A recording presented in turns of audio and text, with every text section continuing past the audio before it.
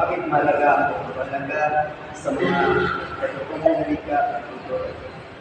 Mahalaga ang pagpapahalaga sa katutubong wika at kultura dahil ito ay ginagamit natin sa pang-araw-araw na pagkikipagkomunikasyon. Kaya dapat itong pahalagahan upang ipanatili ang ating kultura at wika sa paglipas ng kultura. Bakit mahalaga magpapahalaga sa mga wika at kultura? Ang kaalagaan ng wika at kultura ay dahil nagbibigay sila ng pakakilanlan at koneksyon sa ating mga sarili at sa ating kapaligiran. Ang papahalaga ng ating wika at kultura ay napapakita ng paggalang sa ating mga ninuno at sa ating kasaysayan. Malaga rin ito para sa pagkakaisa sa pagkunan ng ating mga. Bakit mahalaga ang pagtuturo ng wika sa paaralan?